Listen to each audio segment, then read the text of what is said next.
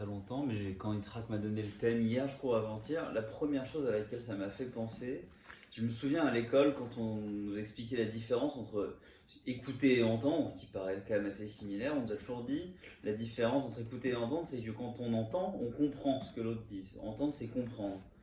Et c'est vrai que je l'ai souvent du coup interprété comme si en fait finalement l'écouter, ça voulait dire de ne pas faire attention à ce que dit l'autre. Et je pense que beaucoup de gens peuvent l'avoir interprété comme ça.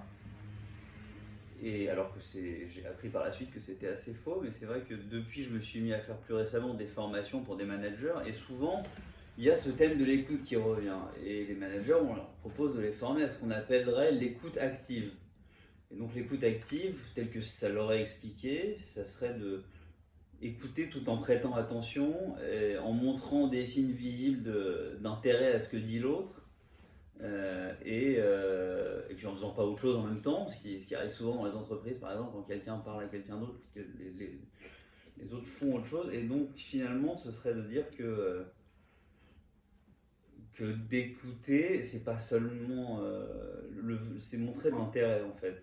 Et je pense que dans ce que vous parliez tout à l'heure, dans l'écoute notamment du thérapeute, ce qui a un vrai impact, parce qu'effectivement, vous l'avez dit tout à l'heure, quand quelqu'un a besoin d'être écouté, c'est qu'il a besoin il tire ce signal d'alarme quelque part, il demande à être écouté. À être écouté, c'est aussi pas seulement être compris dans le sens de ce que les gens disent, mais surtout laisser place en fait en tant que réceptacle à la voix de l'autre, et montrer surtout qu'on s'intéresse à ce que la personne dit, et puis surtout à ce qu'il y a derrière, c'est-à-dire à ce que la personne ne dit pas forcément, à ce que la personne peut communiquer tout en parlant par ses gestes, par son langage corporel.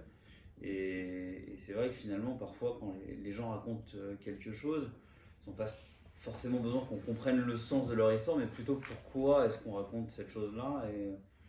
Et finalement, c'est vrai que l'écoute, si entendre c'est comprendre, écouter c'est s'intéresser, c'est ressentir, et c'est accepter la parole de l'autre pour ce qu'elle est. Voilà, c'est à peu près ça que ça m'inspire. Merci Simon.